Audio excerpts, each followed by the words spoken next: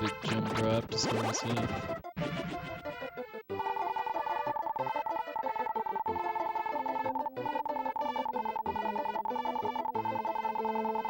I can't remember how many goblins there are in this. I shouldn't care a smidgen about my health, given that I'm healed before.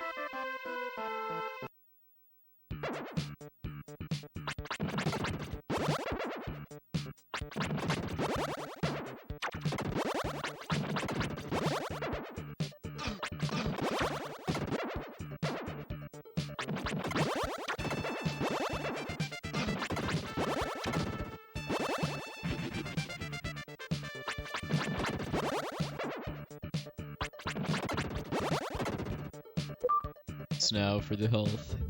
Hey, Cavity Dragon.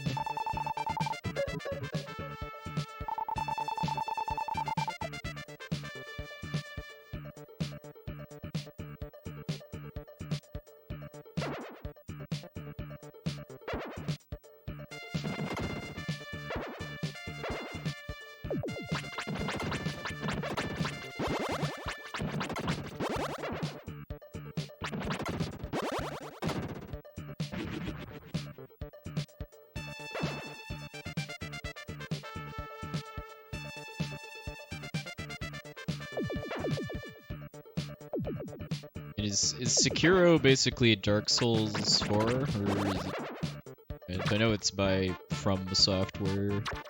It's the Dark Souls series.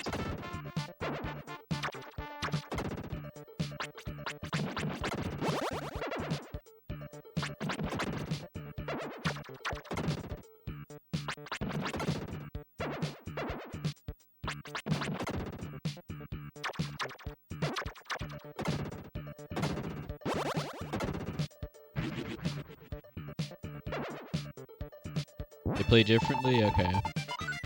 I've never played a Souls game, so... just know they're mad popular. Feudal Japanese Bloodborne, okay.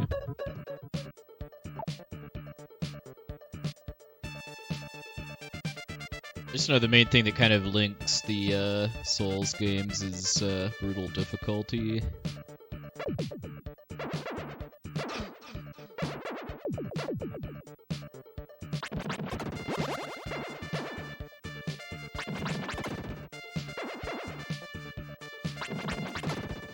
About gems anymore. Having 4, I guess, would be nice.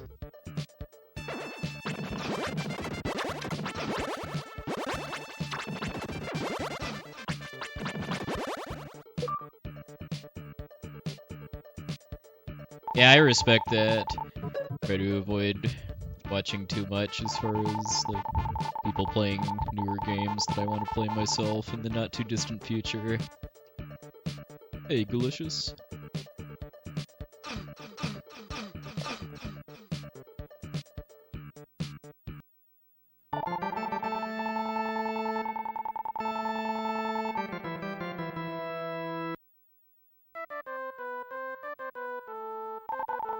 Well, it's basically a Dragon Quest slime is what those mobs are.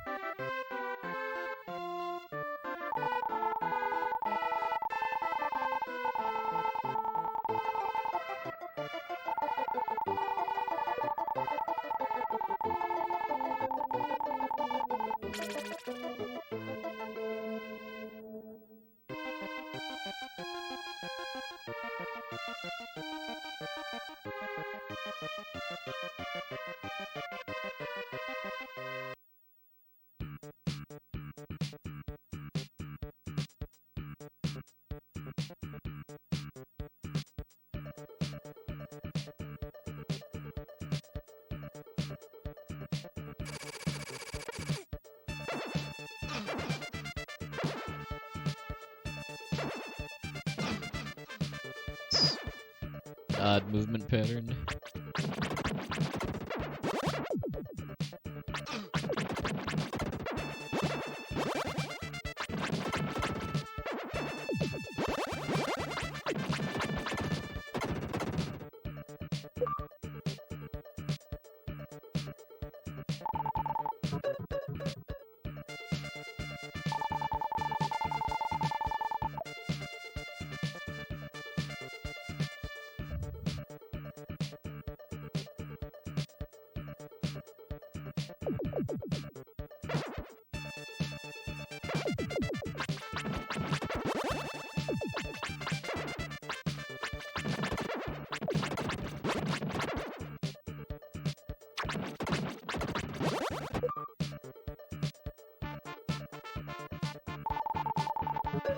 I vaguely remember watching Ninja Scroll at a friend's house when I was in high school.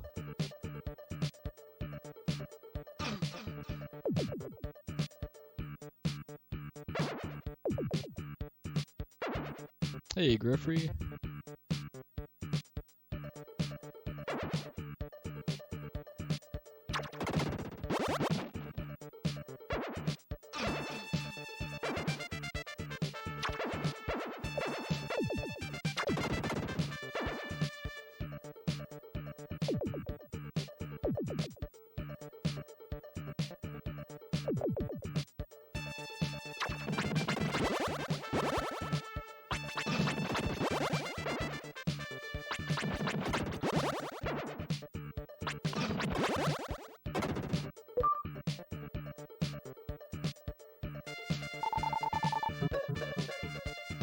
Well, if there's gonna be infinite sequels, why can't we have a sequel to this game?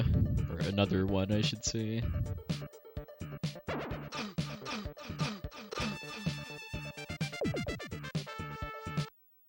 I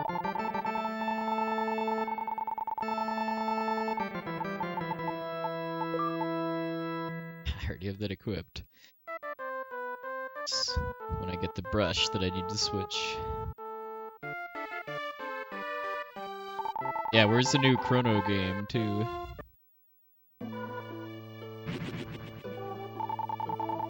Hey, Glow Stick. Yeah, I know Quintet has been totally disbanded for quite a while.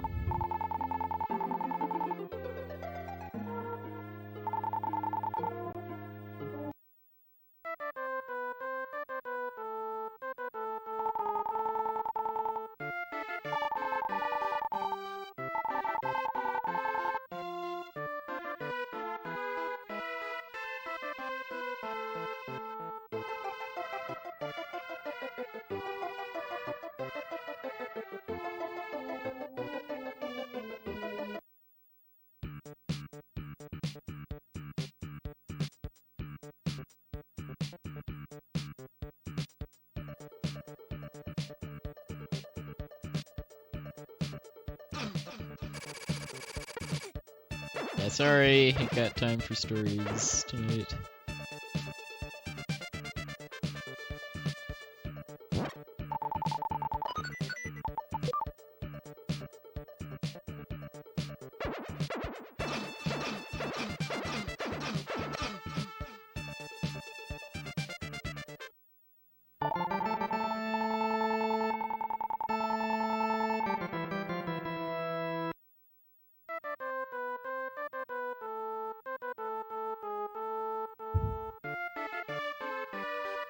Xanarkand music.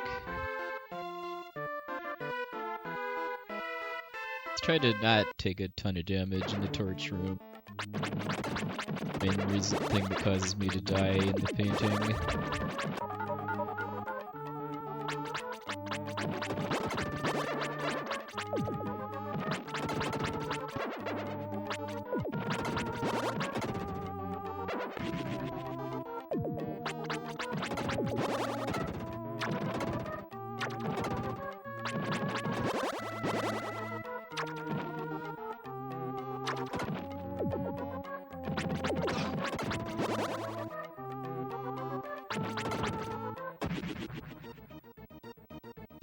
Oh, I got it. Okay, I just didn't hear the sound effect, so it spawned already.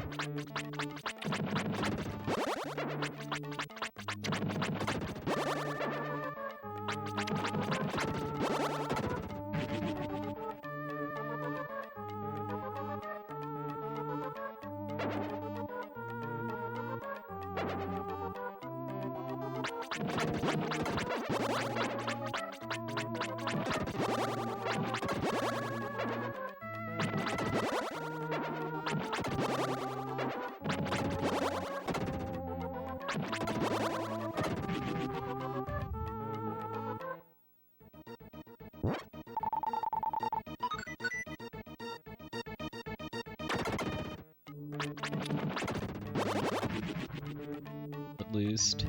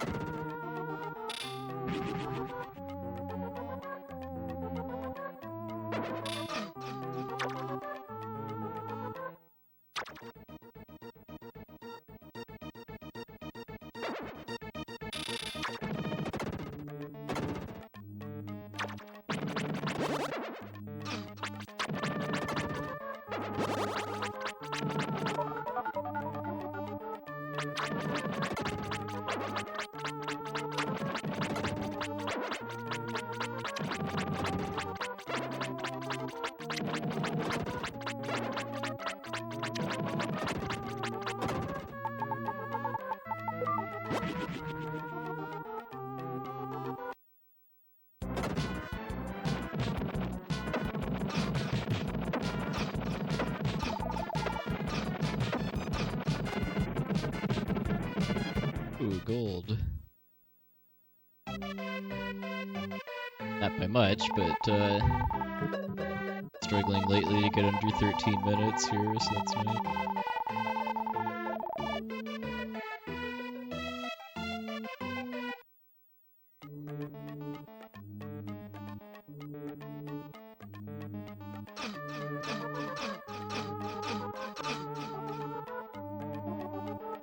Yeah, there's a reason for that. King Recycle. This game was made by the same developers around roughly the same time.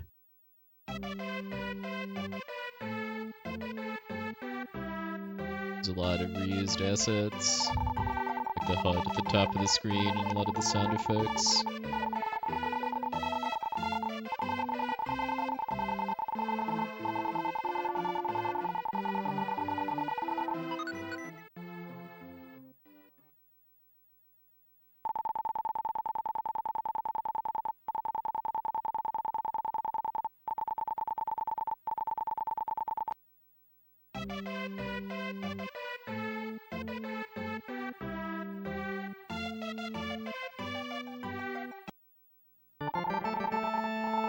Bobsled.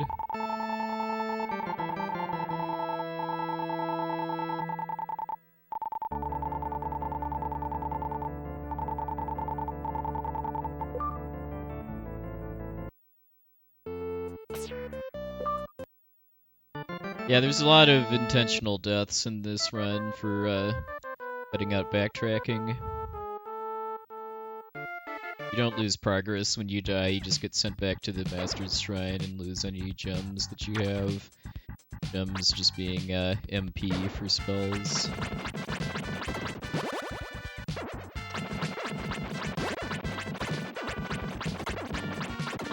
That kinda stunk. Tread carefully before hitting level 4.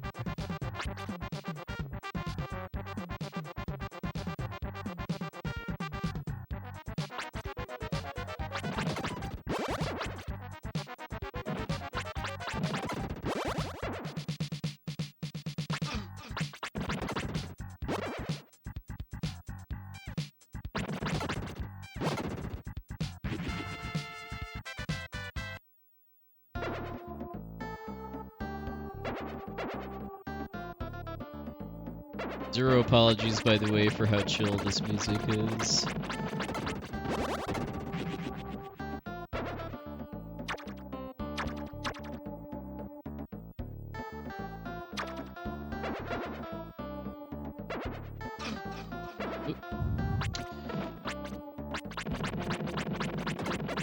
Leveling off this.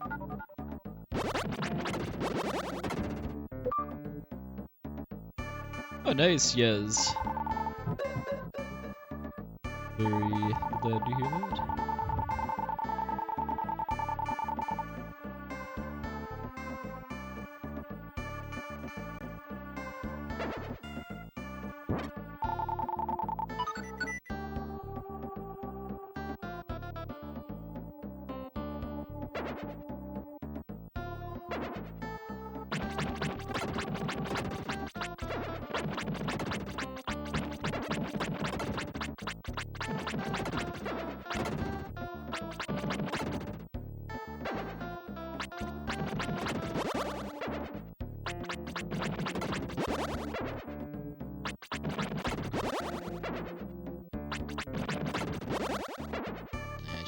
Staying closer to here, I keep forgetting which of these has more Mudman in it.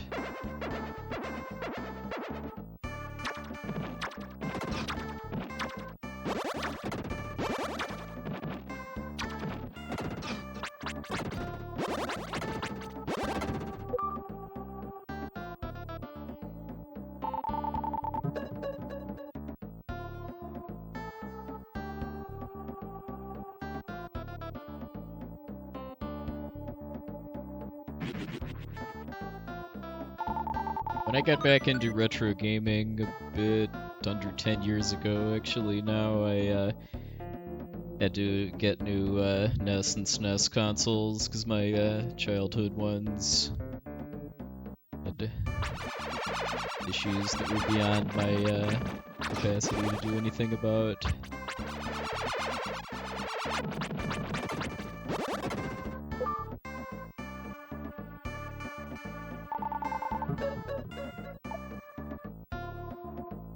Hey, Arctic Felix.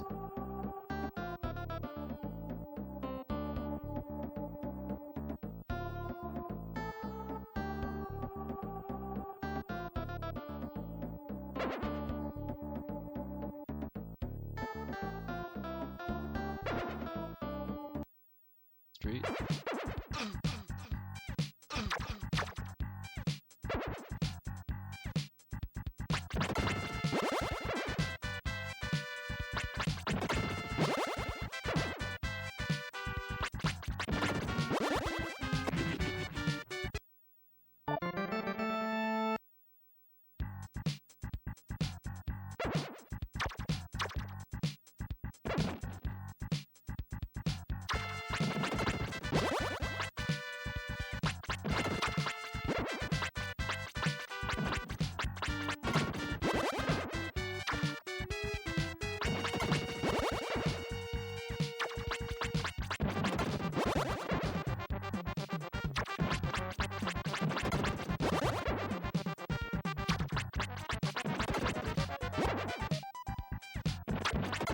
In one of my early Nintendo Power issues showed had the Gulf War Game Boy in it, which was a Game Boy that had been burned pretty badly in the Persian Gulf War in the 90s and still could play Tetris.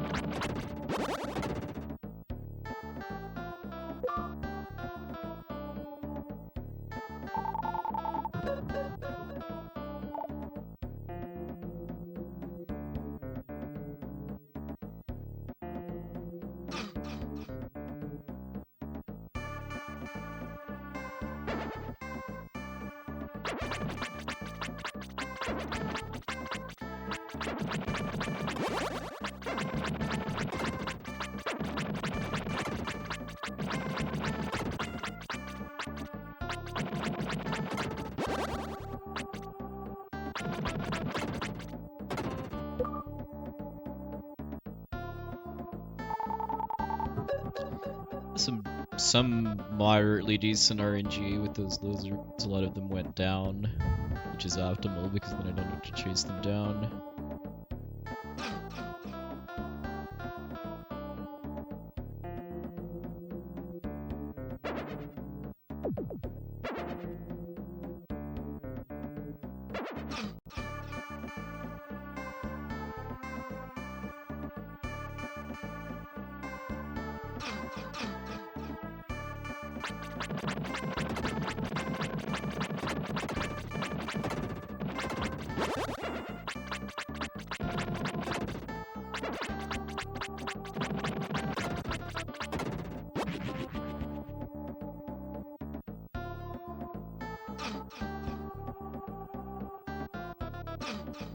Two hits.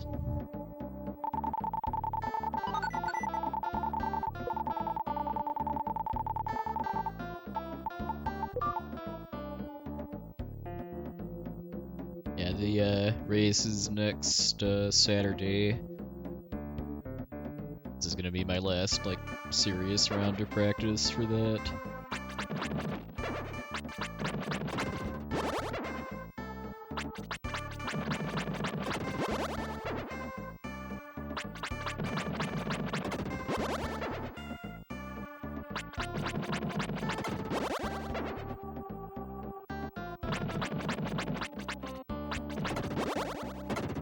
Hey, Lauren.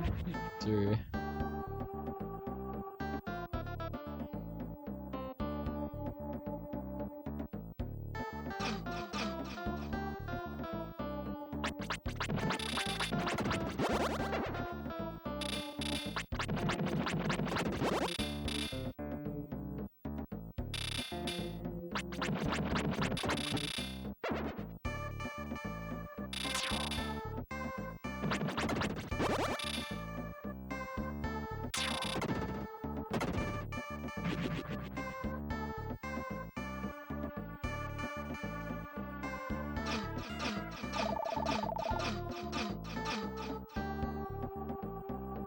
As long as I still have my medical orb when I get to that long bridge, I can just burn it there.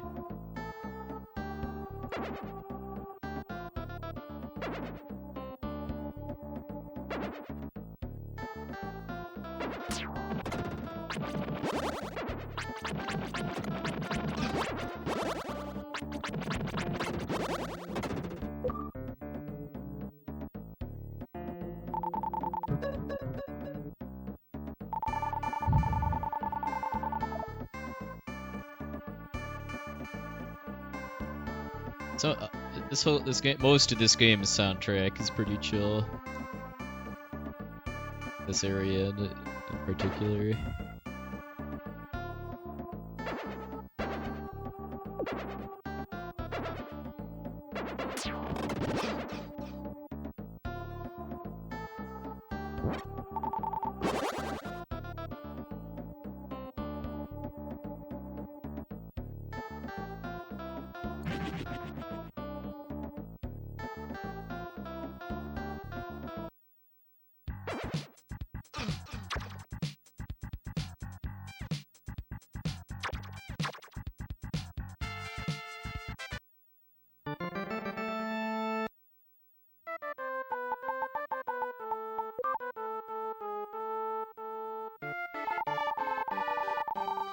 Yes.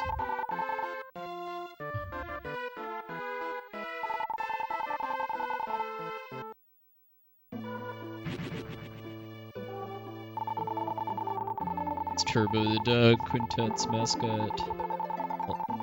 Basically all of their games in some capacity. Hey, Rystar.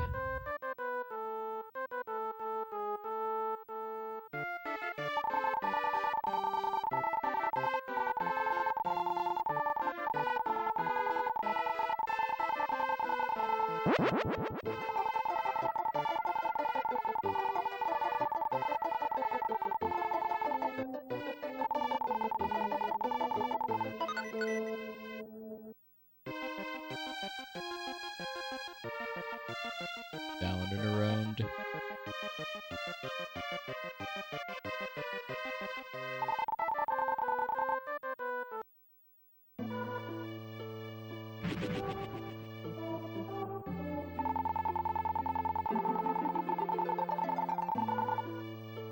Nice foreshadowing to the ending of Tyranigma there.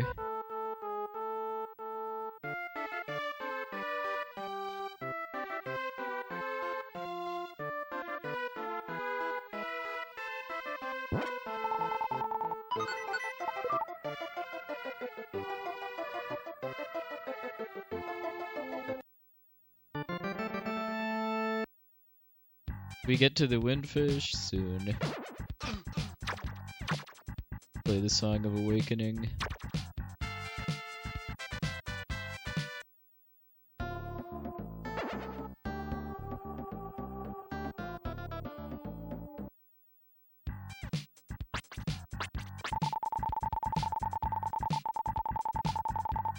Omegas's tutorial last week, and did not know prior to that you don't actually have to equip the leaves to get past this part.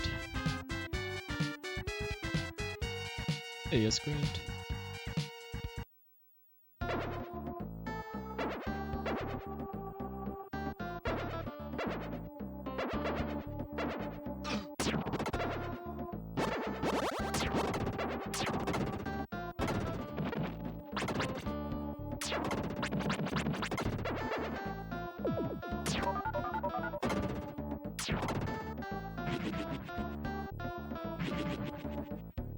Moon Tribe until the next game.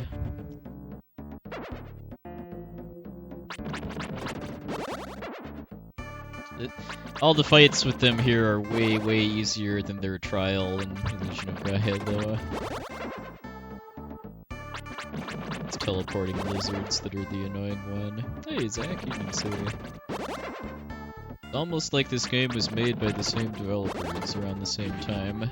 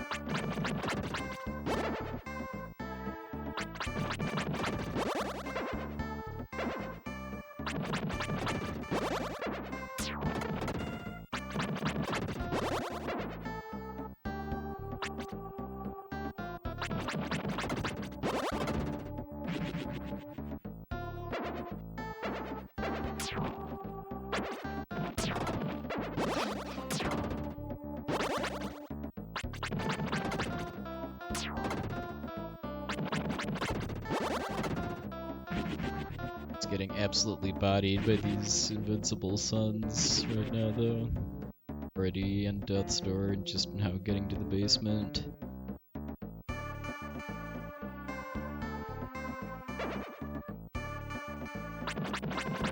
Hey, Butters. Yeah, all of Quintet's games on the Super Nintendo were of art. I haven't played the Grand Stream Saga, which was their game on the PS1, although I've heard mixed reviews on that one.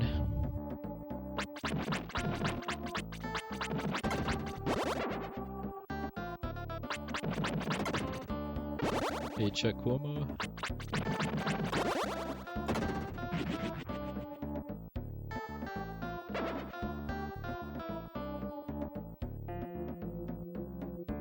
Yeah, they knew how to make a good soundtrack on Super Nintendo's hardware.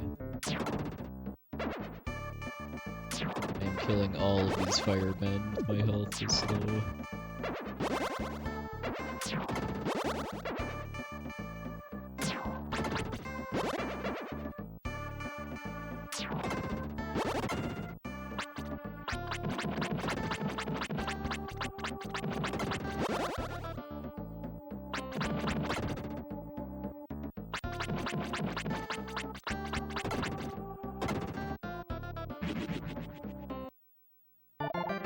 It's going pretty well. I haven't actually PB'd yet, but I've gotten close a few times.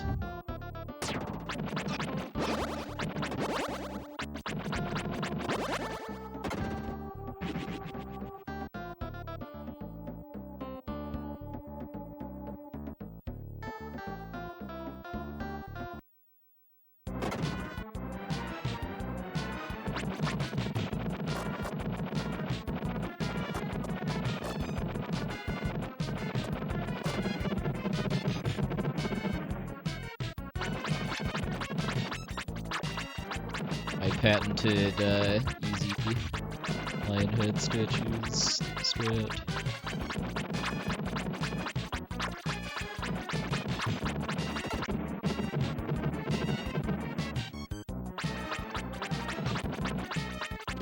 Jivvy Humphrey.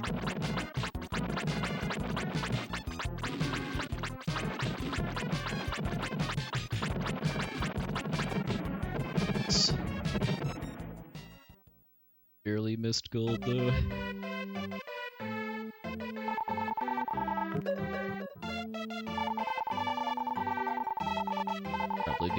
Probably mostly because of just having to play it ridiculously safe in the Light Shrine basement.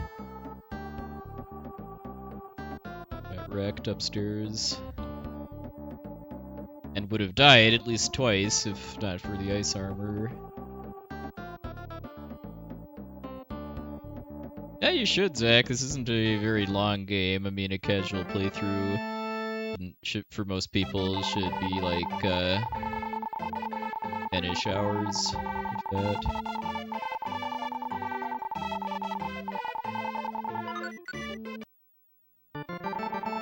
Yeah, when I stream this, I try to do 2 runs since it's kind of short by my standards.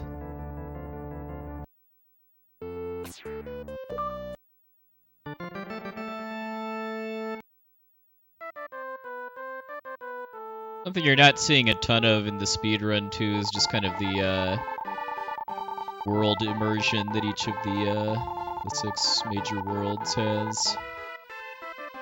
You actually release all of the souls and talk to all the characters and stuff. A lot of kind of interesting lore and philosophy and stuff just by 90s video game standards.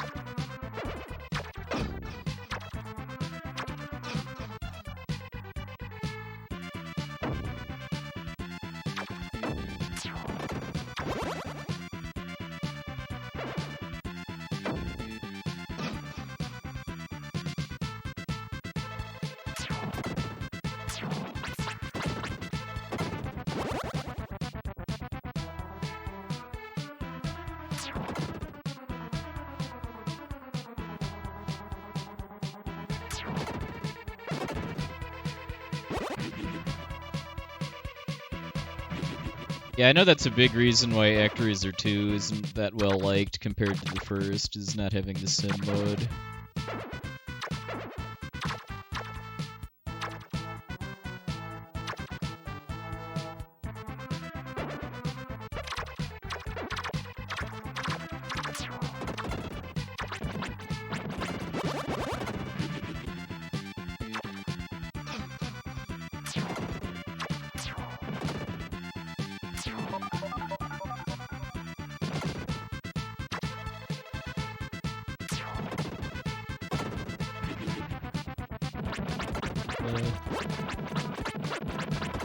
Lamb cleanup.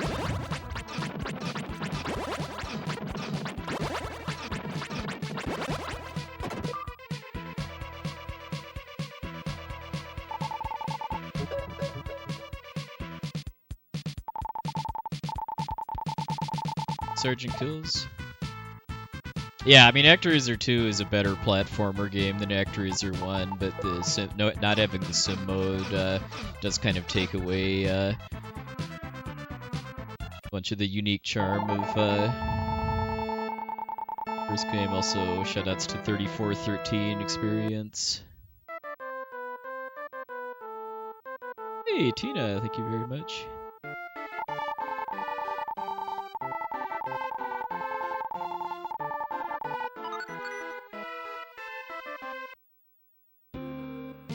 Yeah, I mean they're very. It's a very. I mean it's called the Soul Blazer trilogy by a lot of people, but it's very. Their games are very loosely connected. It's more thematic than anything else.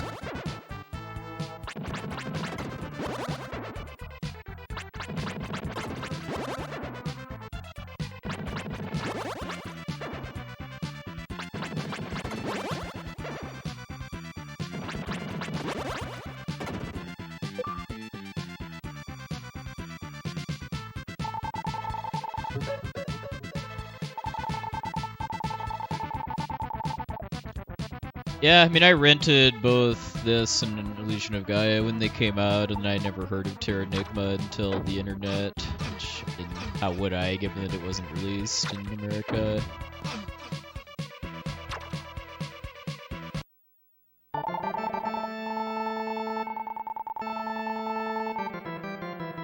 I think the even bigger shame is that Terranigma's never actually had like a digital worldwide release on VC or like a Quintet's Classic Collection or something.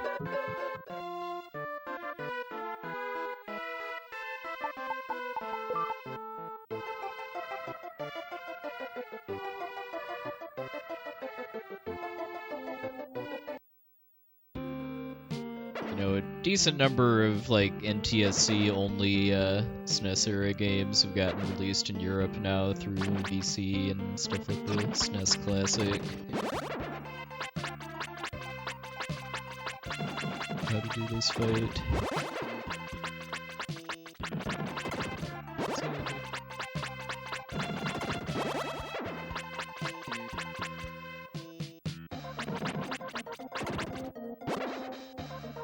Yeah, if like GOG would would do like abandoned older console games along with PC stuff, that would be awesome. But I know that would be pretty different as far as like a business model and stuff.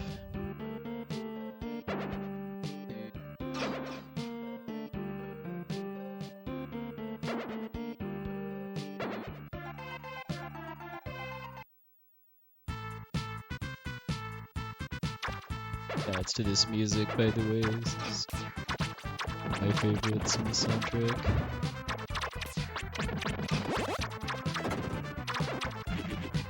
Station Breaker.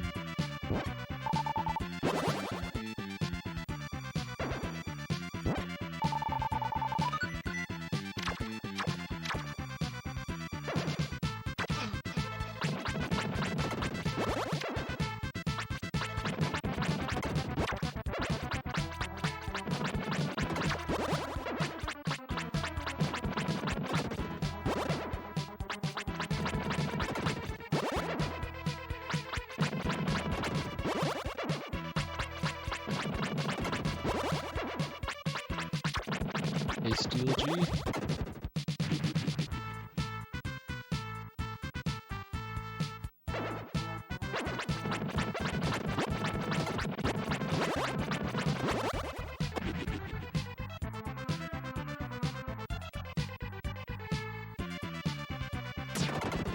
Ooh, swag shot there.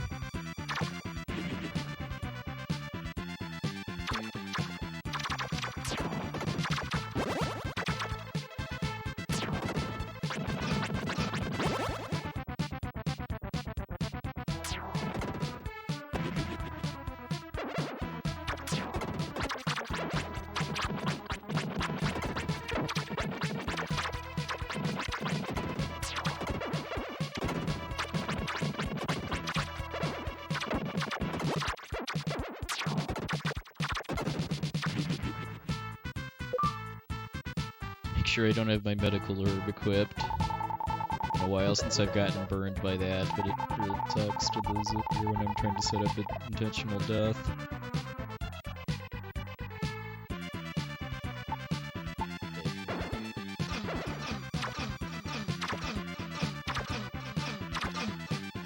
Probably should have still taken off my armor. Thought it was low enough to hit.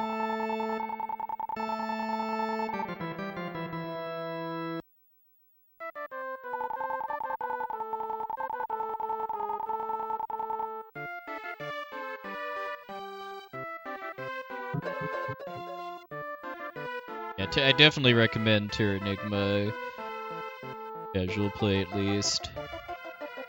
It has some issues as a speed game, although I would still say it's probably the most popular of the three.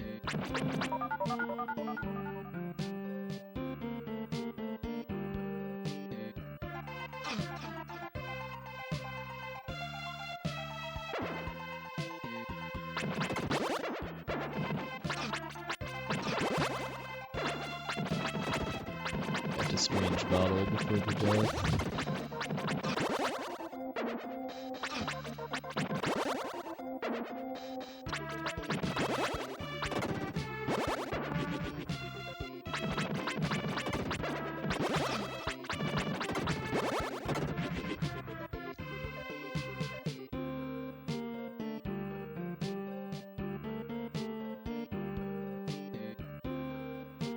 Yeah, Crosscode looks really cool. It's an indie kind of cave story style game.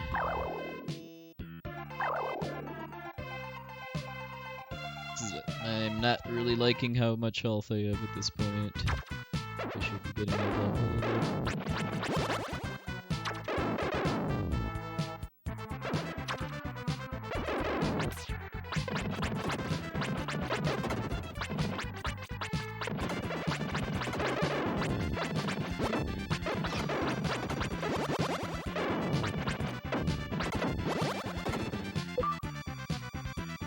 Give yourself a good night, Kirby.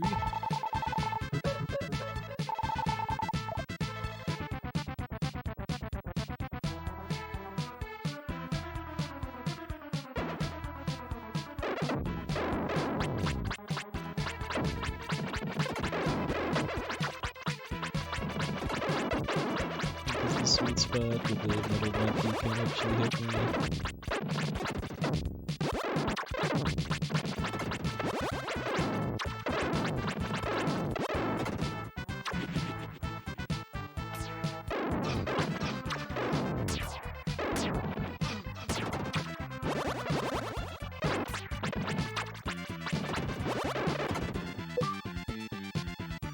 Hey, Demon Hunter. It's going pretty well. I haven't actually PB'd yet, even though my PB is pretty unoptimized, but gotten close a few times.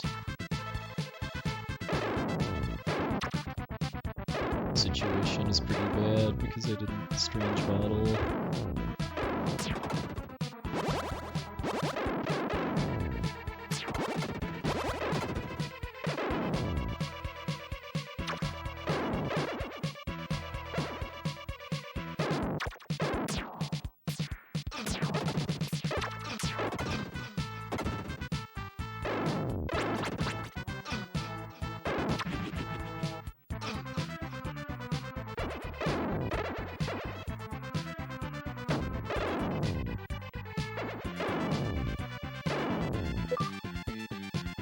Probably should have actually considered going back to town after taking a ton of damage before I even got to this island.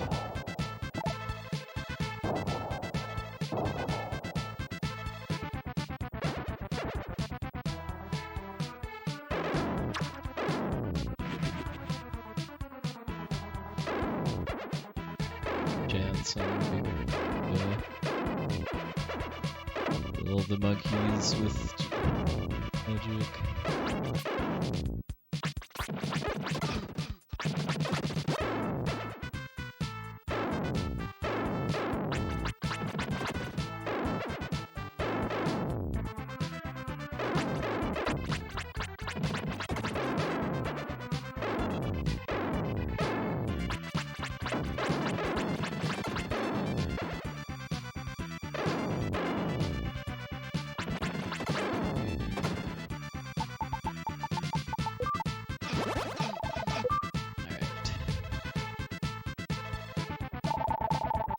Pretty slow, but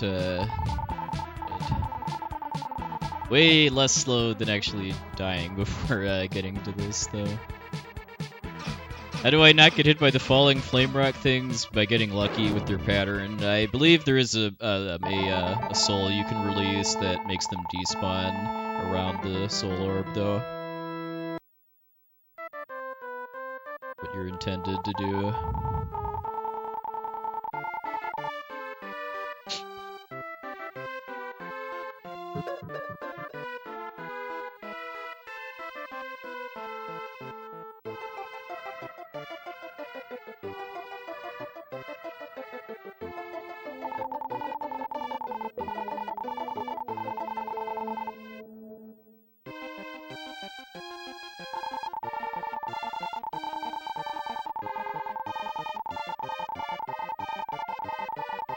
Race is next Saturday at noon Eastern Time. There'll be a restream on RPG Limit Break of the top level players.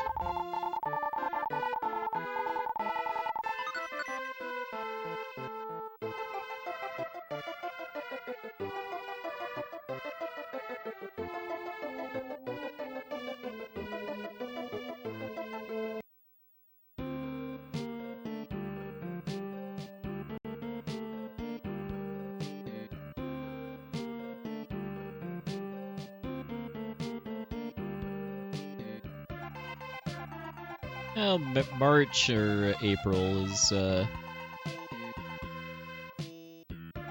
roughly when we do it every year.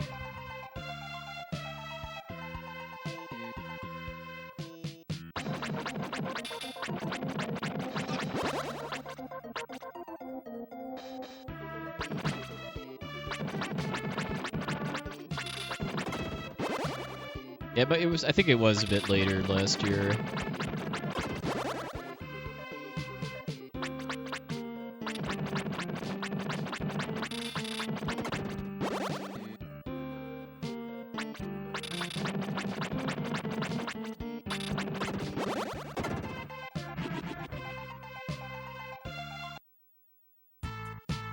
Nothing wrong with that.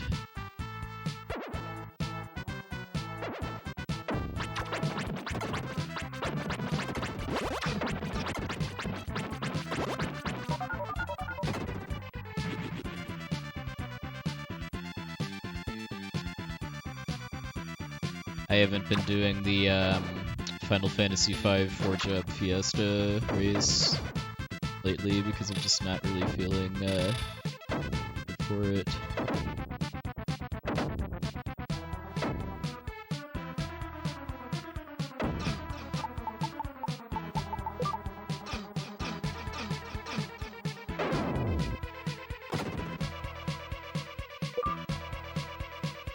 The host, Cajun.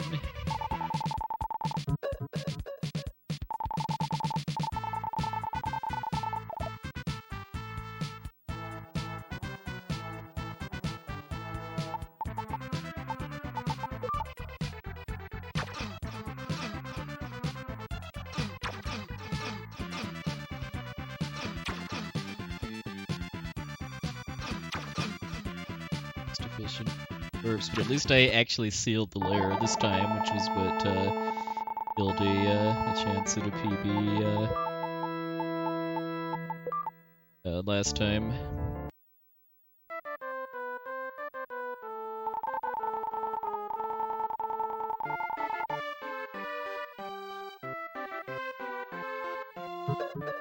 Yeah, I don't play this too often. Generally, just around this time each year.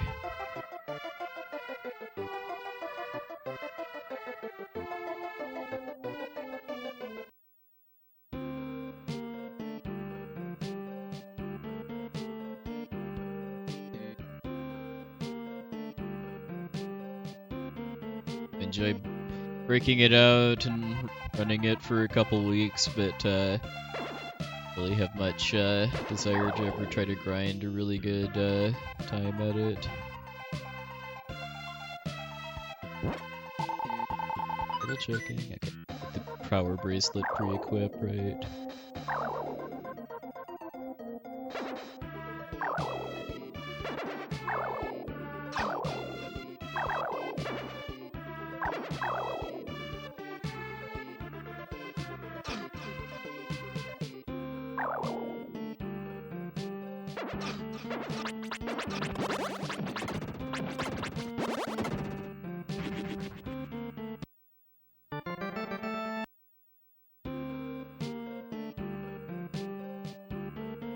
Last time.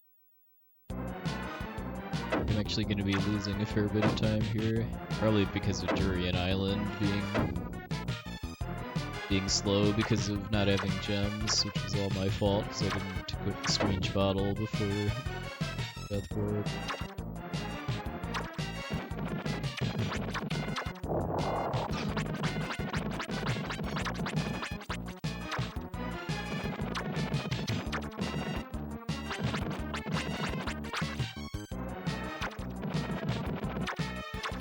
Probably could have killed it, that's likely.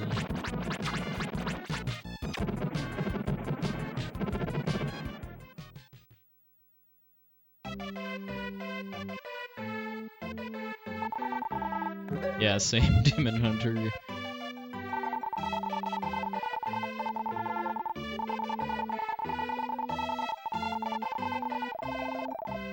Am I doing a run for RPG Limit Break?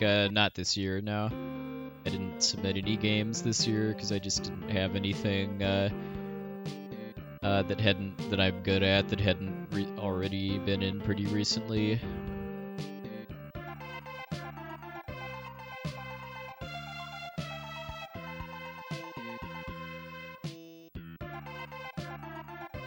I don't know yet. I still need to look through the schedule and see if there's any thing I'm going to offer commentary for.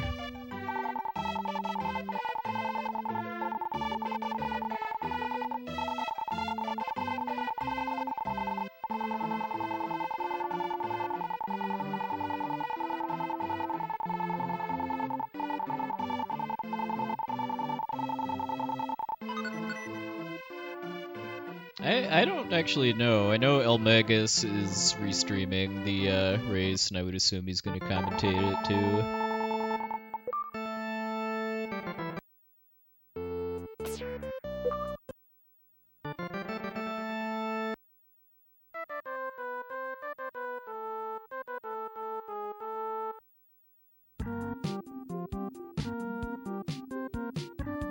Again, no apologies for the inhumanly chill music here.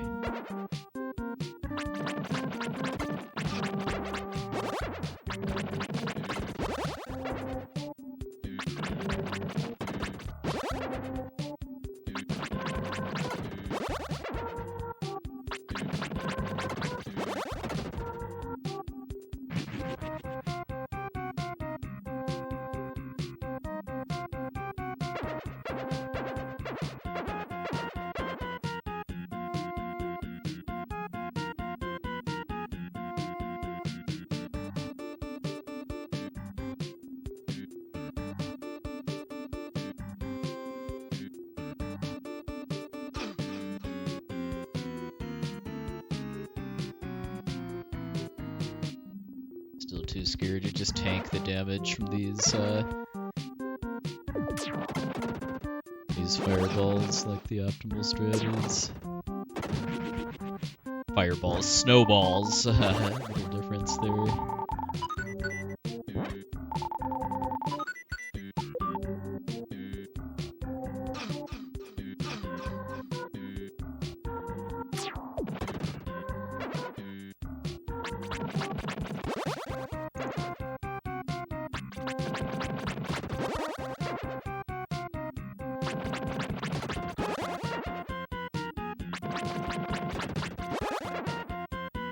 Stay within like 2 minutes of my PB going into the final world. I've got a chance though.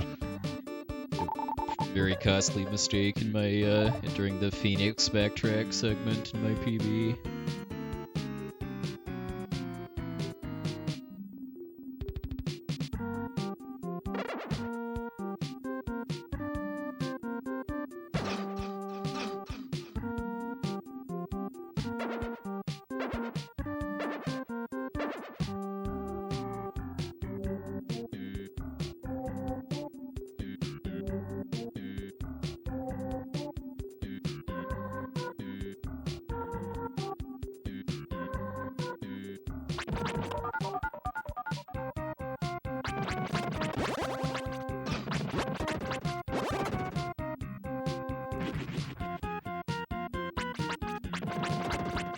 to carefully to avoid aggroing these quickly.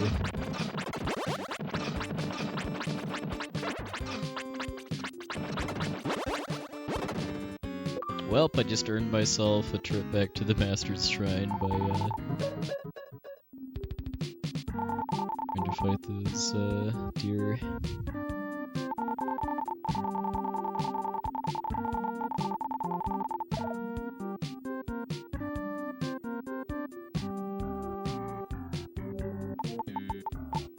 So,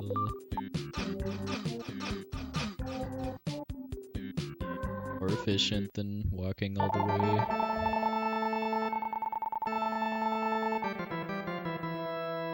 Yeah, the monster lair tiles are very touchy. A little obnoxious in a couple cases.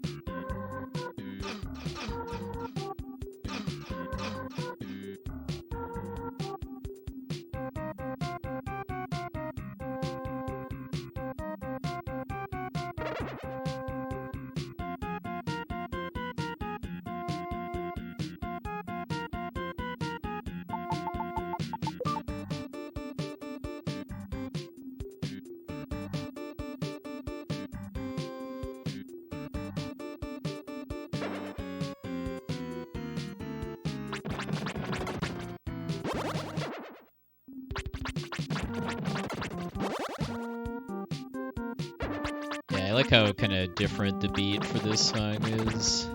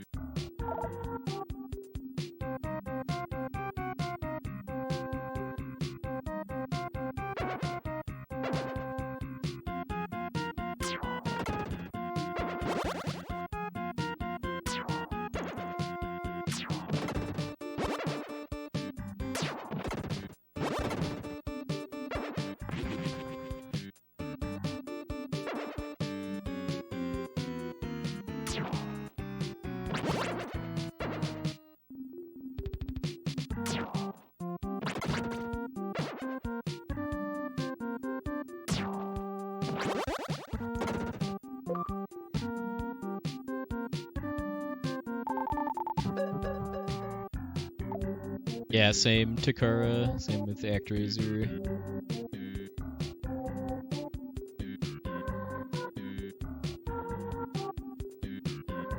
The just world-building immersion that these games had.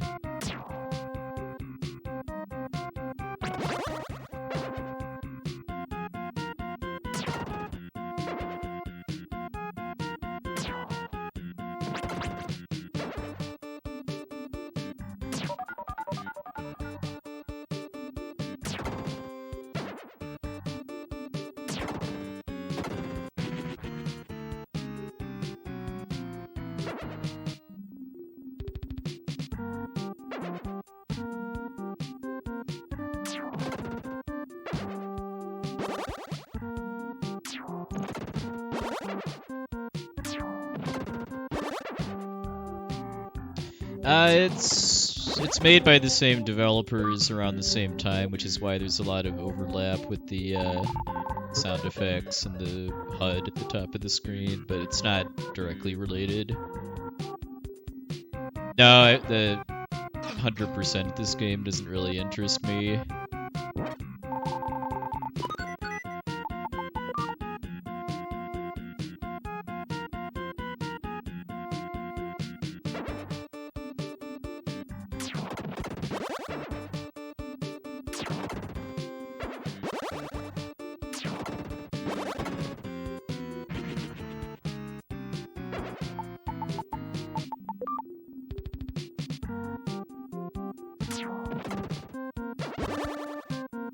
Illusion of Gaia, on the other hand, 100% is the only category that interests me. I think the any percent is pretty stupid.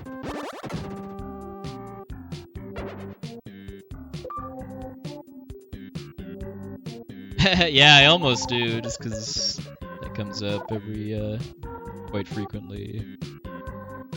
It's understandable, though, just given that ActRaiser is the better-known game by far.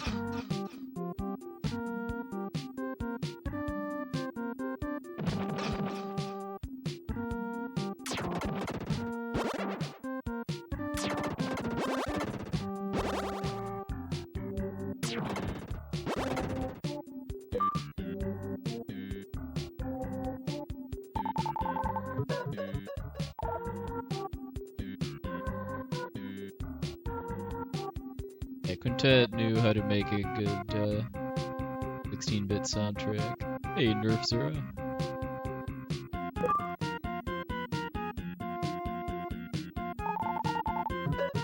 I believe it was different composers for most of Quintet's games, too. Like, Yuzo Koshiro did the ActRaiser games.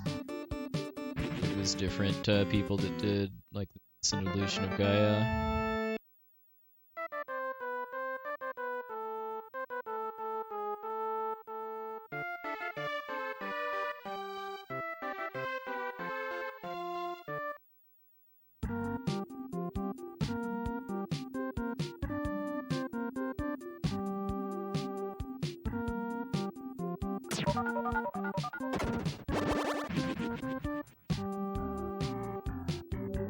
Ah, it's interesting, Eurostar.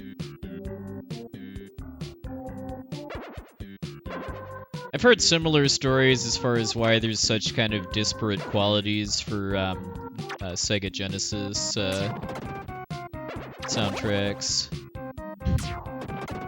Some composers had access to the development stuff, like hardware, and posed around it, and some didn't.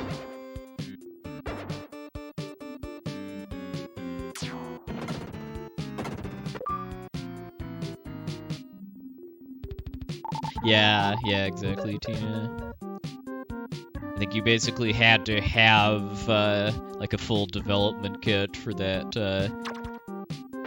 going in order to be able to kind of simulate what playback on it sounds like.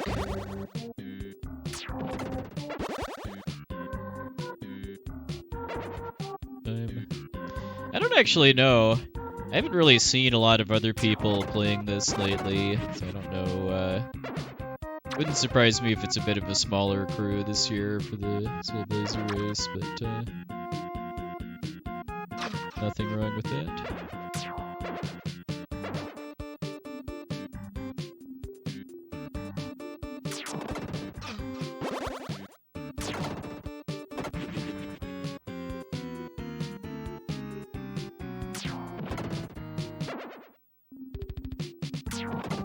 Well, and this is kind of a unfortunately obscure game, just because it's never been re-released in any way.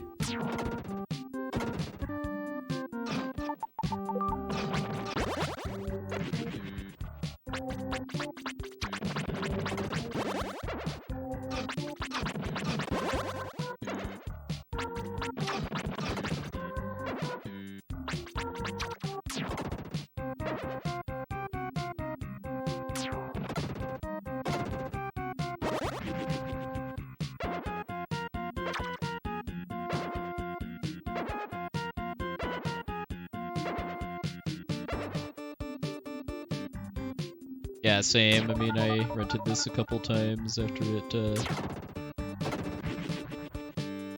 originally came out.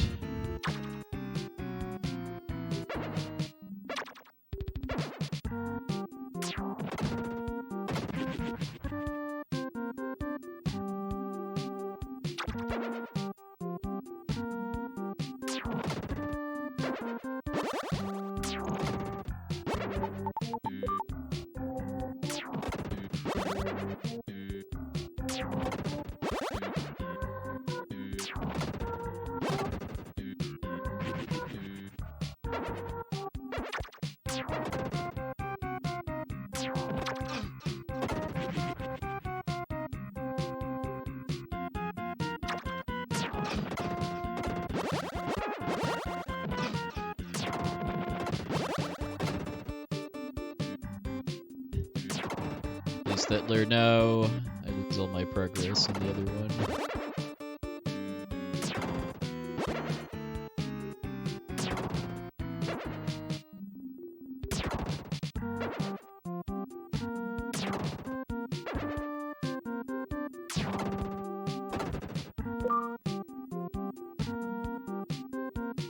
Oh, nice snapshot.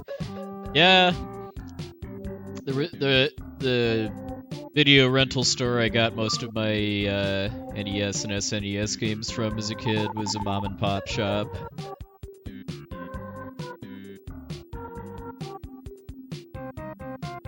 Sadly got run out of business by Blockbuster in the end.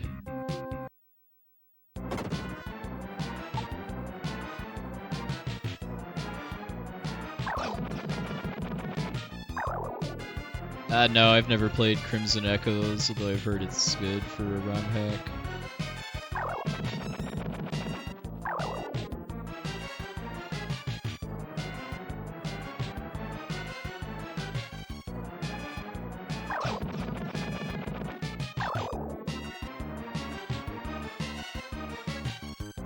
Oh, nice, we're done.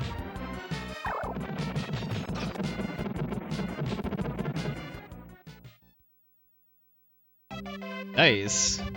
Wasn't expecting a gold with doing the safety warp tile before the boss. I'm pretty sure I didn't do in my PB.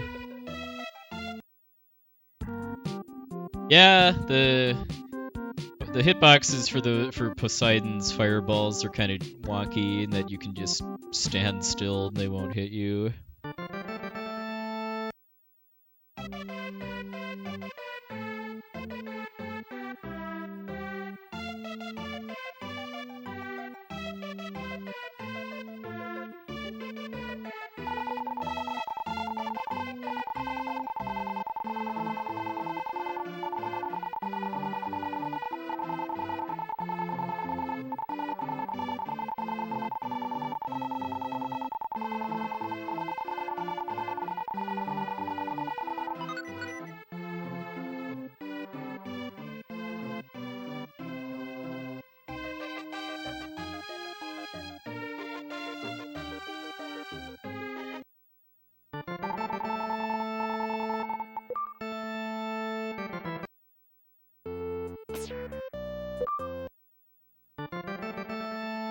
Now is where it gets serious.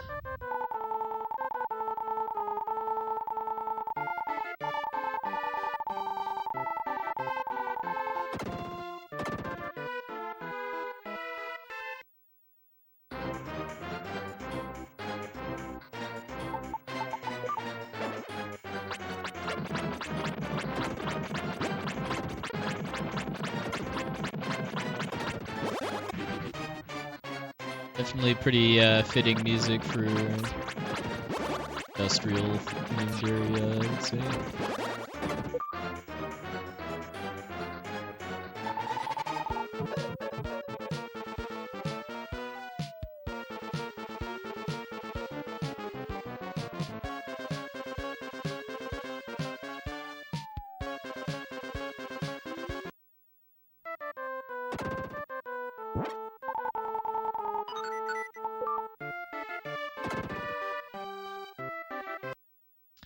This game had two loose sequels, Illusion of Gaia and Terra Enigma. I mean, they're pretty different games, gameplay-wise. The sequel part is more thematic than anything else.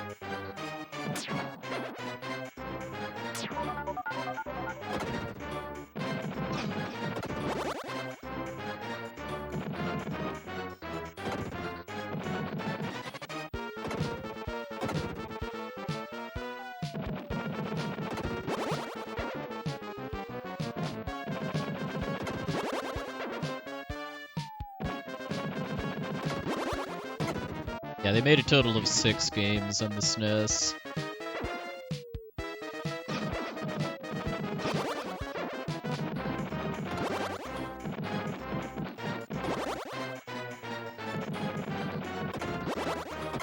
The 3 I just mentioned, ActRaiser 1, ActRaiser 2, and RoboTrek.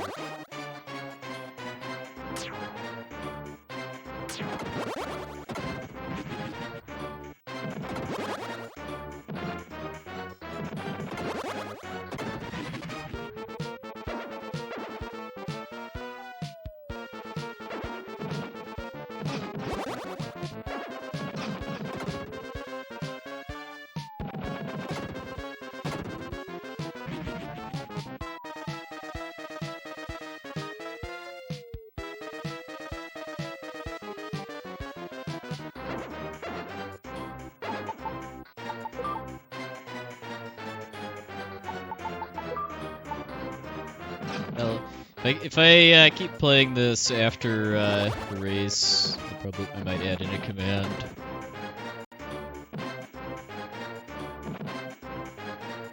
A little unsure of that.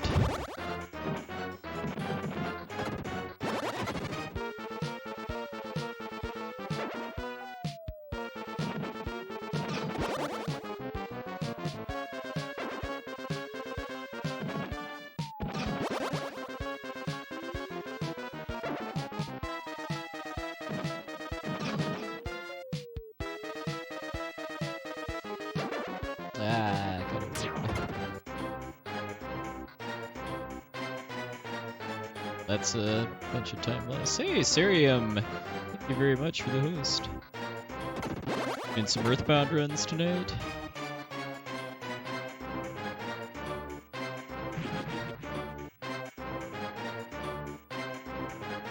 Ah, nice. How'd they go? Were you doing glitchless or a different category?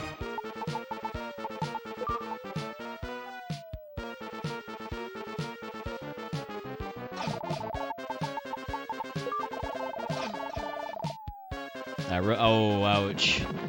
Yeah, you know, I'm watching you at some nights. Just can't seem to get out of a net.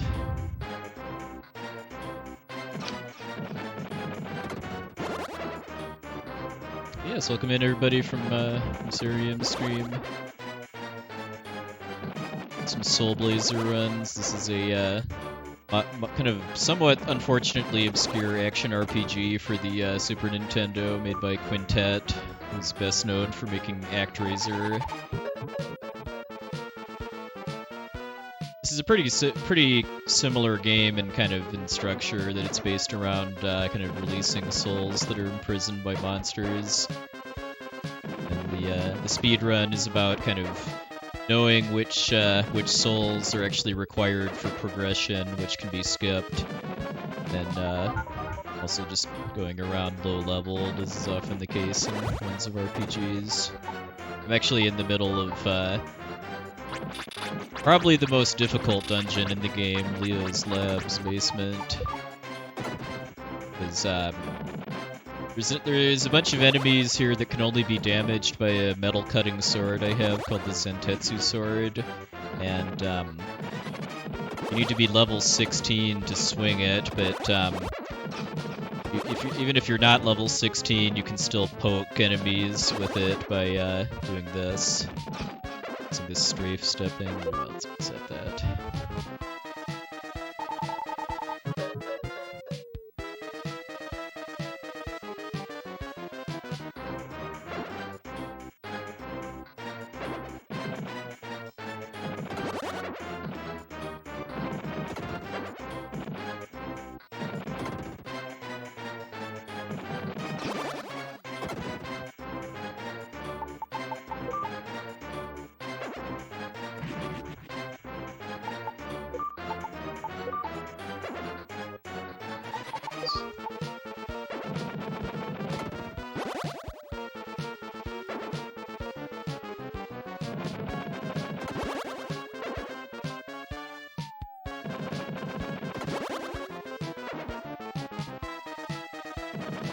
Done with this place though, we just need to clear out this last round of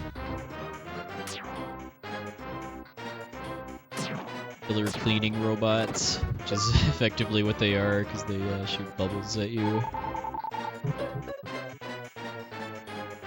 This is world 5 out of 7, by the way, too, but I'm gonna do another run after this, too. This is short enough that can do 2 no reset runs a night without trouble.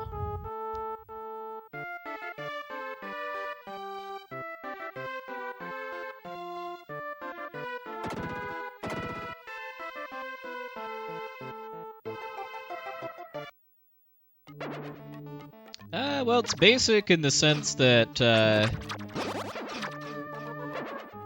wouldn't really say a whole lot of game mechanics are like difficult to figure out.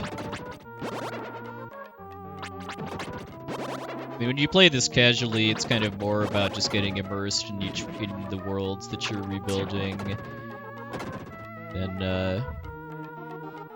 about being a difficult game.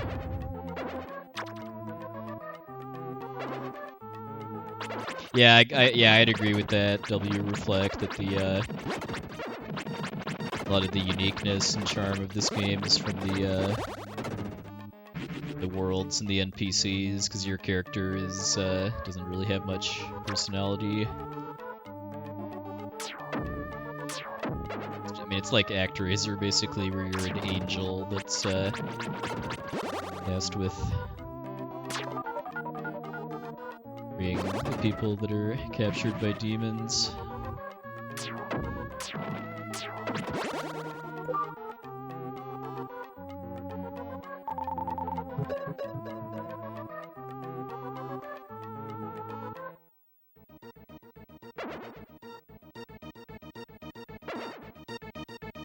If anyone's not familiar with this game, but has played Illusion of Gaia or Terranigma, those are part of kind of a loosely connected trilogy.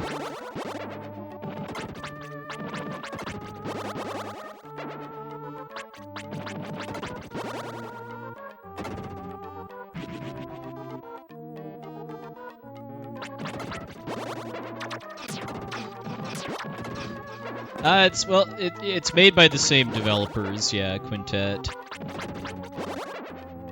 Robotrek was one of their later games. This was one of their earlier ones.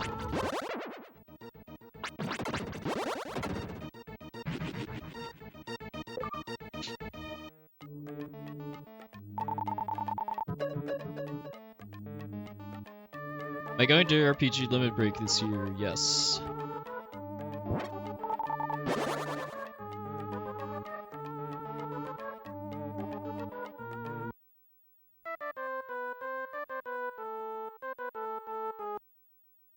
The health situation is not good, too.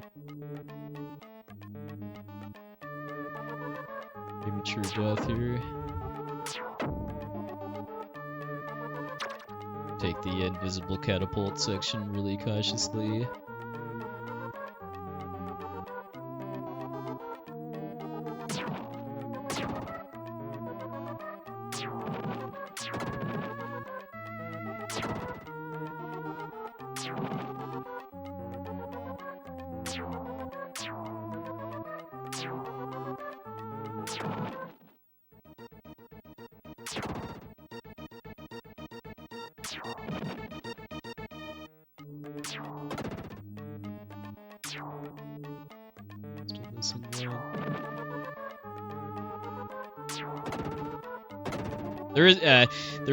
There is a soul that you can release in this world that lets you actually see the invisible enemies, but you don't need to see them in order to kill them. So we'll skip that.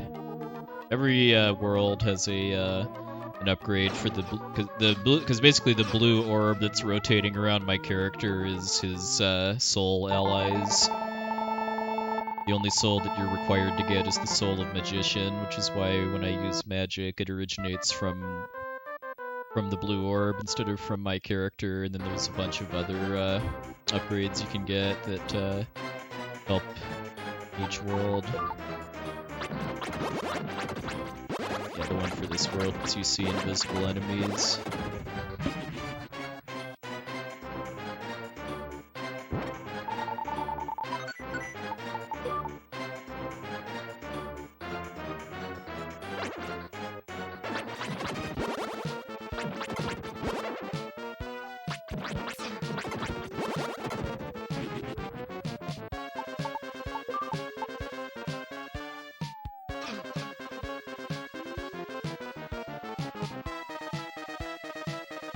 For the record, I'm not a super serious runner of this game, too. Like, my PB's a little under 2 hours, and a really good time would be sub 140.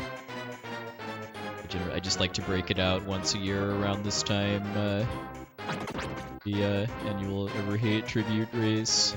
Everhate was one of the first speedrunners of this game, and some other older RPGs like the Dragon Warrior games on NES. And he sadly passed away from an illness about 3 years ago.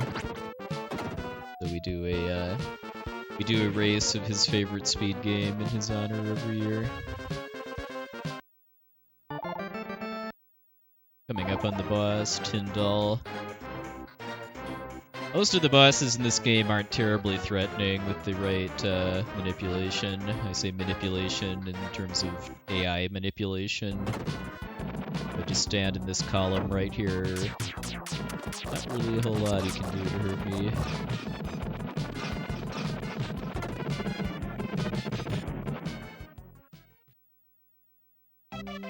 Ooh, nice, some minor gold.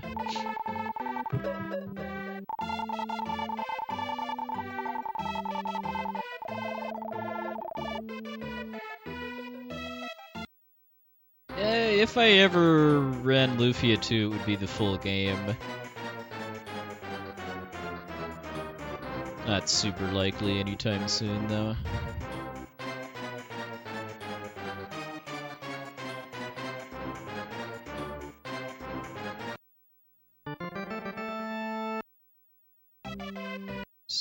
Well, definitely on PB pace, because I do have a pretty sizable chunk of time I can save in the last world, because I made a pretty major mistake in my PB during a backtrack segment.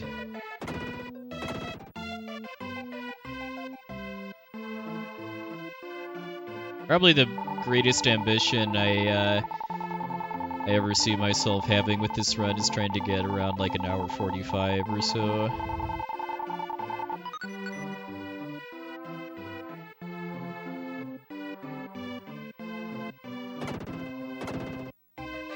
I would have to actually put a fair bit of work into trying to optimize a lot of the dungeon segments in order to get close to that, but that still wouldn't require doing like total YOLO strats or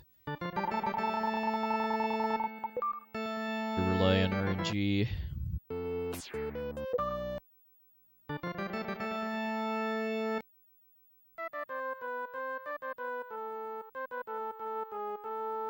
Really? I thought the world record for Ancient Cave was 10 minutes, although that's with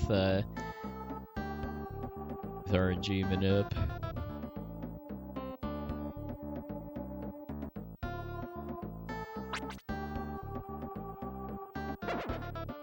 Make sure to book it here in order to despawn that ghost. Just like with the battle enemies in World 5, World 6 has ghosts that can only be damaged by the Spirit Sword, which I need to be level 19 to actually swing. Fortunately, if I stand one tile diagonally to their lair, they can't actually hit me.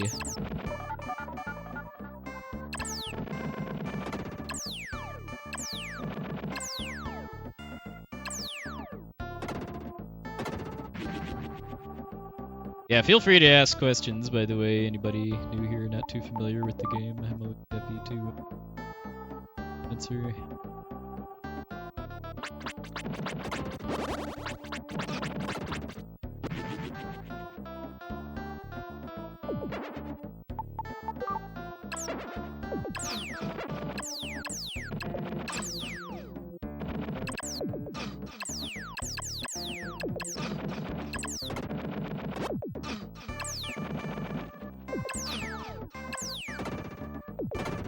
Yeah, I think that's really unfortunate that Quintet's games are so obscure these days, other than ActRaiser, which is pretty well known thanks to being a basically a launch title for the Super Nintendo.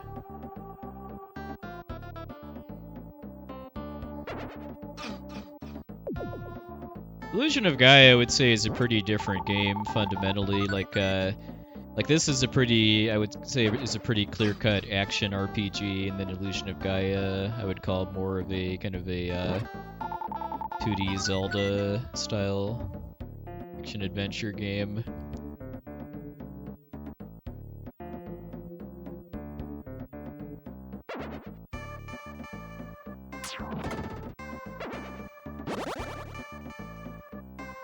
This is a little trick I'm doing here with pressing up against the wall and continuing to hold my D-pad, which actually lets me detach the rotating soul orb from my character and it to snipe enemies with my magic from farther away.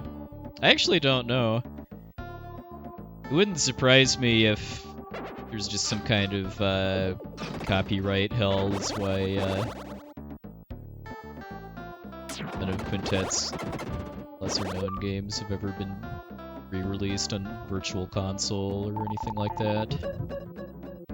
Like, I would love to see all 6 of their games get like a Quintet Classics collection on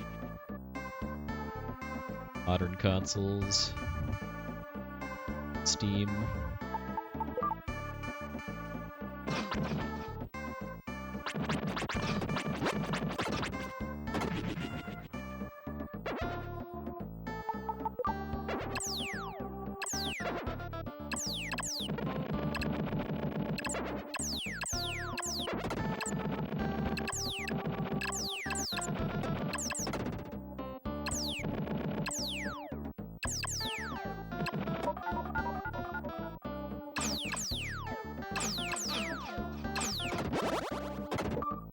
That last straggler.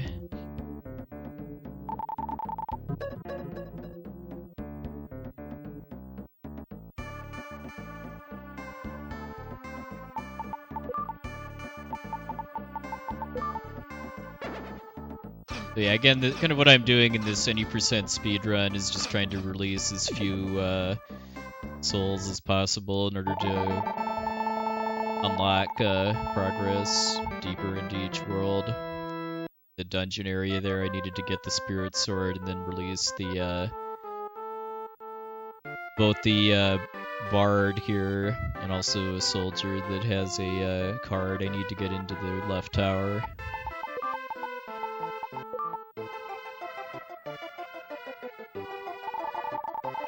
Hey, Packy, evening too. Oops. Pressing Y instead of B, so I said no. I'll be getting a short cameo of the ending theme too right now.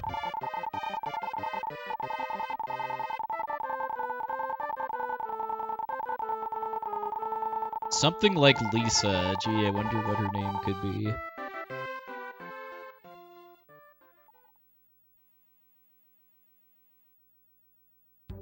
I should have waited till the music actually started before opening the menu. I forgot that actually delays it. Ah, good choice, Becky. As soon as I get into the tower, though, I want to switch back to my power bracelet, which doubles my attack power.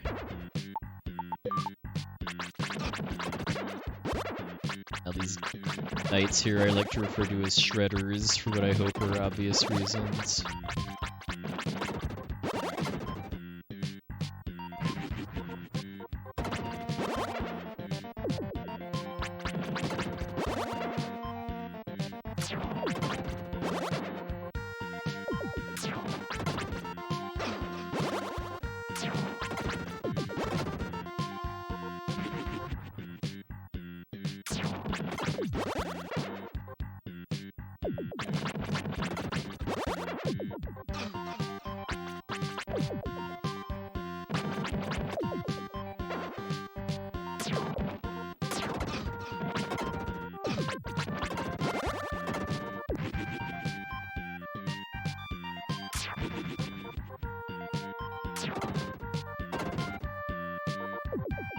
Fireballs are so annoying.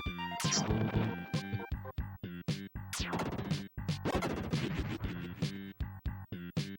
Get damaged to within an inch of my life, coming upstairs, though.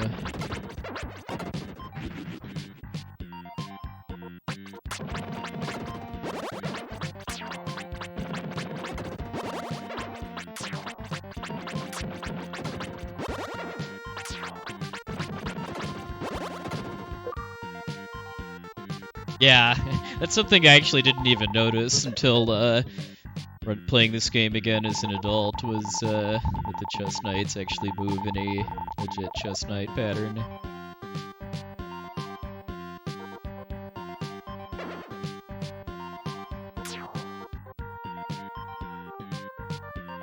I guess you could kind of call them rooks.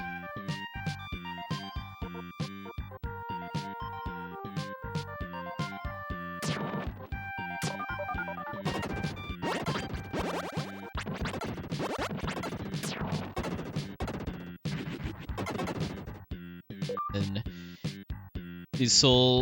these layers here I'm releasing in a specific pattern, because if I release Dr. Leo after I've released the soldier in the upper left, Dr. Leo has more dialogue. How do I choose between... the way I hold the sword out is just by holding the L or R buttons, which is a strafing where you're facing the same direction. And that also holds your sword out.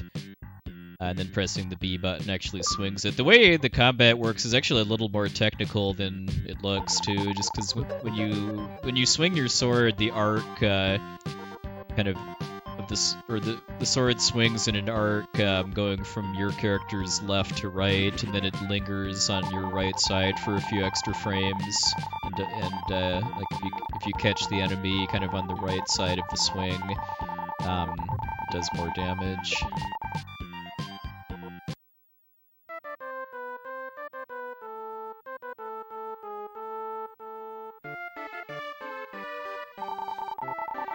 I mean, you do way more damage to non-boss enemies by actually swinging the sword, but because we're under-leveled, since this is a speedrun, that's not always an option.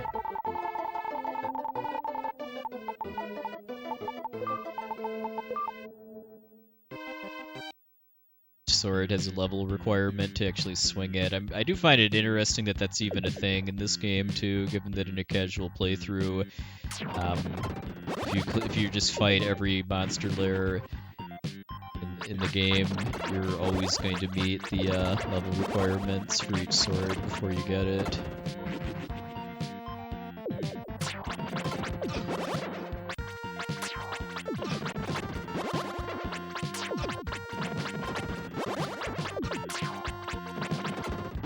But I'm only getting hit by the fireballs and not the shredders here, just because the fireballs only do 1 damage and the shredders do a lot more.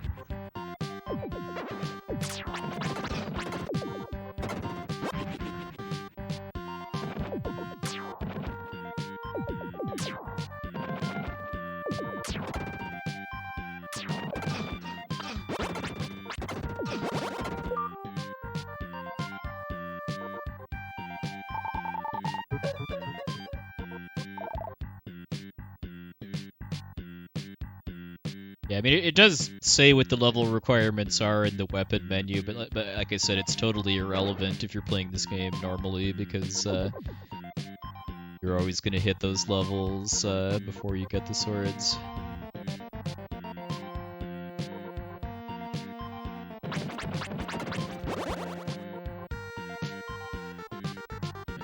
Moved over a little to bait the knight to jump out of my way.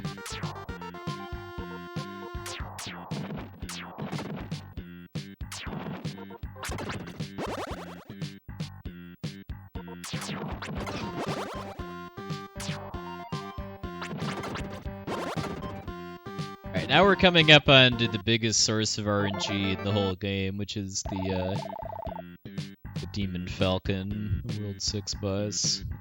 Bit of a lengthy cutscene before we get here, but every cycle this boss has, I believe, a 50-50 chance to either do a diagonal dive at me or to shoot fireballs, and you really want to see the fireballs because I can kill it in 2 cycles of that, and each dive is mostly just a waste.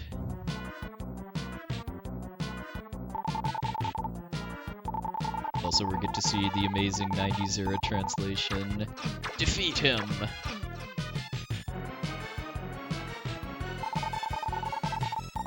You are dirtier than evil, you tell him, or you tell her, Dr. Leo.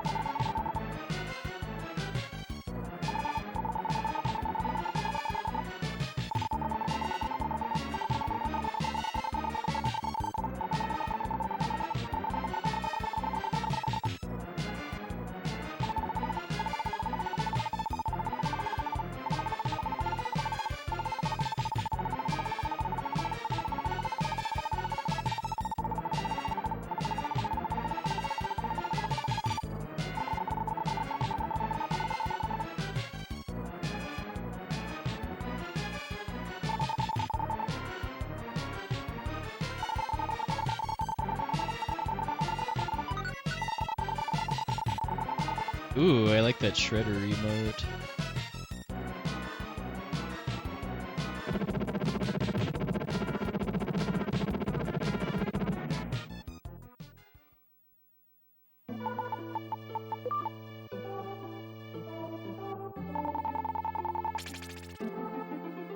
Don't remind me of that. That was kind of funny for a little while with that Wind Waker 100% run, but it got so annoying after like several hours straight. Alright, Jerkbird, what have you got? Alright, 1 dive. 2 dives.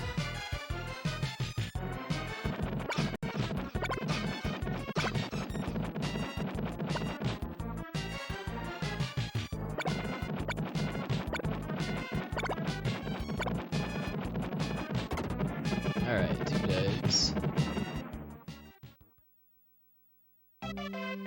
Wow, another gold. 2 dives is pretty average. Obviously 0 is optimal. Dives a couple seconds lost. It wasn't the cleanest of kills, too. Sloppy on my poking. Well, technically it was a 2 cycles, for at least as far as the fireball patterns. 4 cycle if you count the 2 dives. That's actually a pretty difficult fight if you don't know what you're doing, too. Because I was doing some kind of subtle AI manipulation there with where I was positioning myself to kind of lock in the what row of tiles on the screen the bird would do its fireballs on if I got that pattern. Yeah, this is a Super Nintendo game. Released in 1992, I want to say. If anyone's new to my channel, Super Nintendo RPGs are kind of the main thing I'm known for. Like, probably my best known speedruns are of Chrono Trigger and Final Fantasy VI. But there's a full list in my Twitch bio, too, of all the games I run.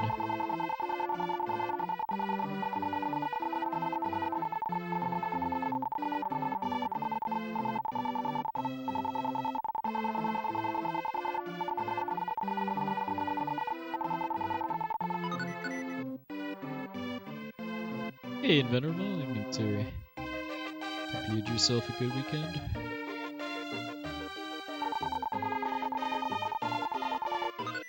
Pretty sweet secret item here that it's like the power bracelet as far as doubling my attack power, but it also doubles my defense. It's very nice in the last world. Yeah! Yeah, all I have to say. The first time I ran this for the Everhate Tribute race, I actually just stopped to grind to level 16 in the basement so I could swing the Zentetsu sword and cheesed all the helicopters.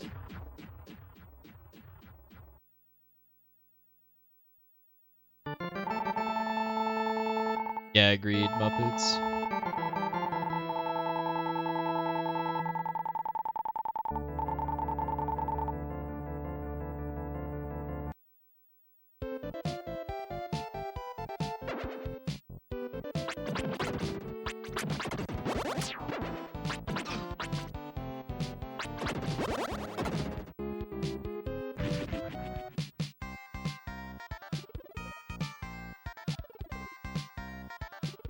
Oh, but yeah, glad to hear those were helpful. Yeah, Stinger PA wrote the text guide before the first tribute race, and then Elmegas made the video tutorial last year.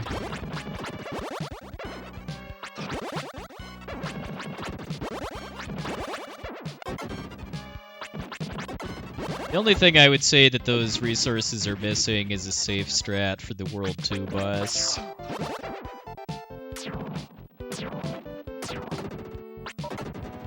Personally, I don't think the normal strat for the lion head statues is beginner friendly at all.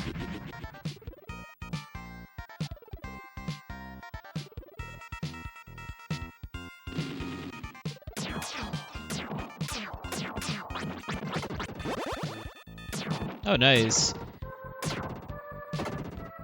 I mean, I use an easier strat I came up with myself for the second and third statues that makes them totally free, although it's a bit slower than them all. I basically just bait both of them into loops where they just circle around me and can't hit me.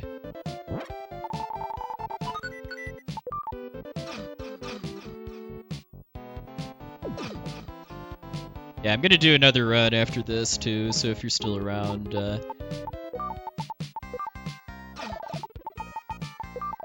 I'll show you.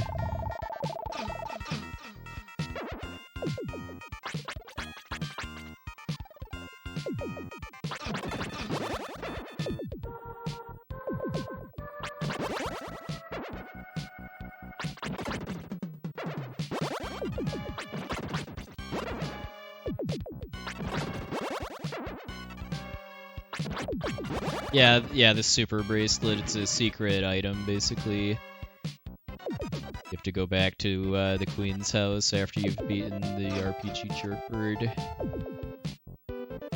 It's like the power bracelet and shield bracelet combined. It's the sole reason I'm able to kind of be as aggressive as I am in this world, because of having double defense.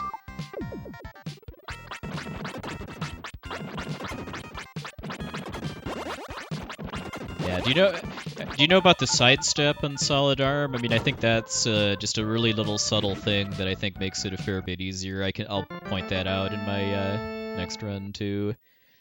That makes just doing a little sidestep once you make contact with your sword just gives you a bit of extra wiggle room to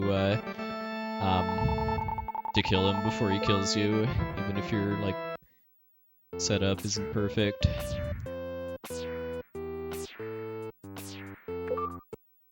Alright, so anyway, I've gotten to right before the final boss, but in order to actually be able to damage the final boss, I need to get a spell called the Phoenix, which requires a little bit of backtracking. Go release some souls that I couldn't do previously with the equipment I had.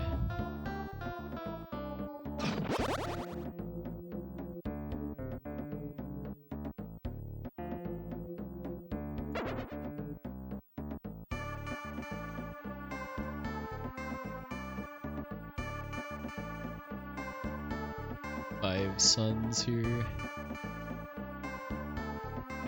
These remind me of the infamous sun from Super Mario Bros. 3.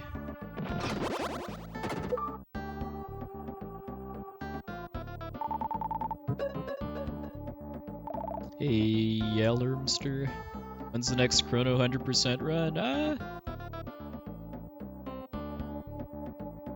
Question.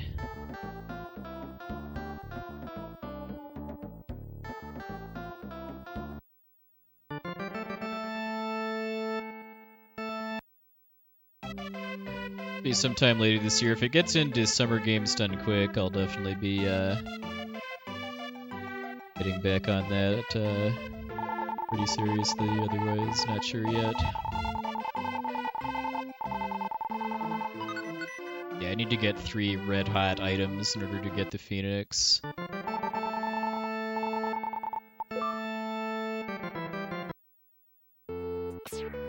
One of them is in the World of Evil, the other two require going back to Worlds 2 and 3 and releasing some souls that I didn't have the right sword to do before. Yeah, music's great. I unashamedly admit that one of the factors that governs what games I decide to speedrun is how much I enjoy listening to the music. I think it's in about another week.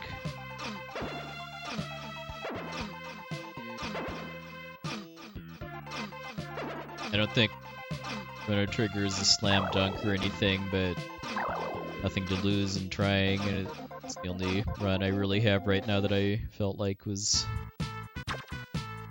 worth my time to submit.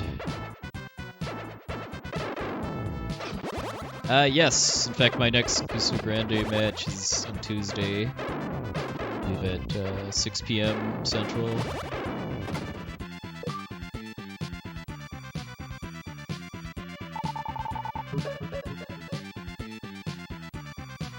I get to play the Japanese-only NES Transformers game for my last match. The music in that was not good, but it wasn't painful to listen to. Main thing that was awful about that game was the second stage. Alright, so this was the main mistake I made in my PB was forgetting to talk to this mermaid before leaving. Yeah, I fought like 2 Decepticon logo bosses.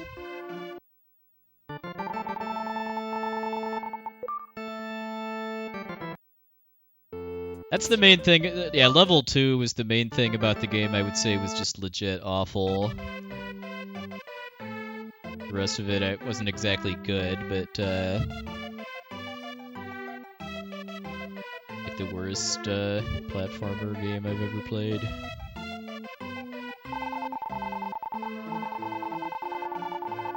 You get this kind of late notice text here because you're meant to talk to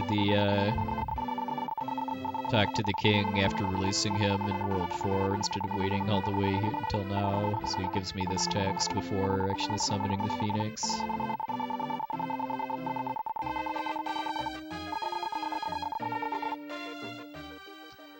Well, I accepted Stargazers into Limit Break, so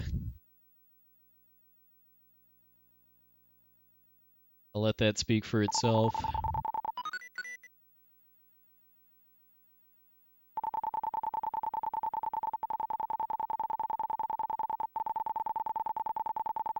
This could be a 156 with a good final boss fight. Final boss in this game, not really all that difficult. The first 3 bosses, I would say, are the hard boss fights in the run, and then it gets a lot easier after that. Oops. Back to him again.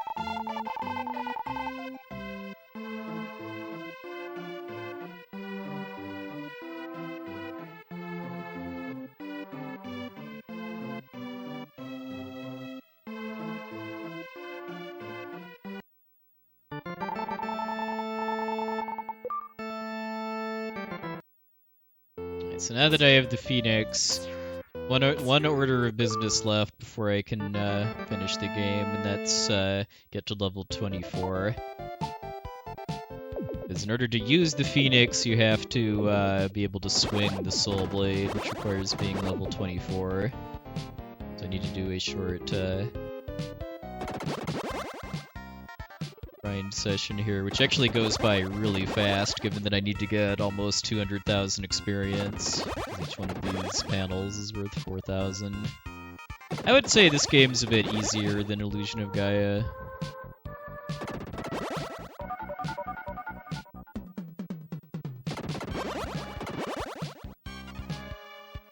The Illusion of Gaia, playing normally, I don't think is that difficult either. If you're actually getting all of the stat upgrades from killing monsters, then I think any of the enemies or bosses are that tough. Since I have 396k, it's time to move since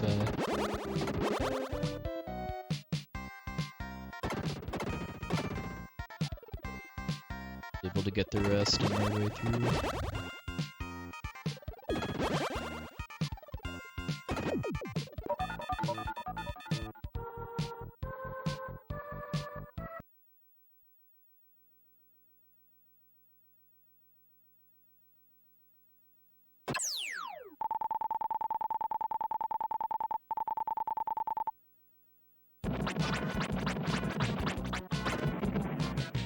That's phase 1, which is a total joke. Phase 2 is not too much harder, but more serious of a fight.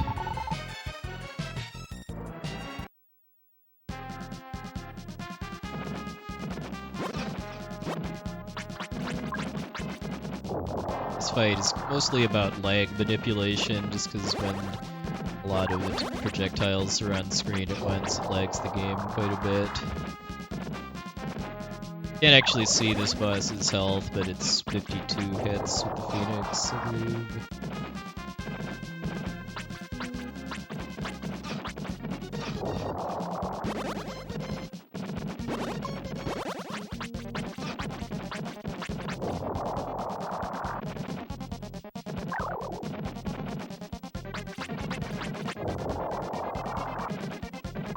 Kinda optimally I get into pattern where the lasers will get off screen by the time I kill the last fire to set up the next fireball.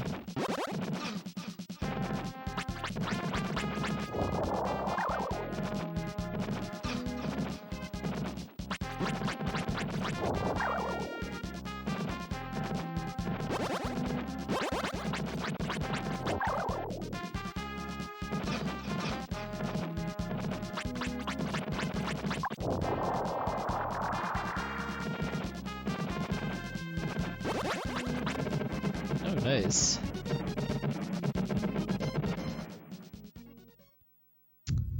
Very nice time save in that world.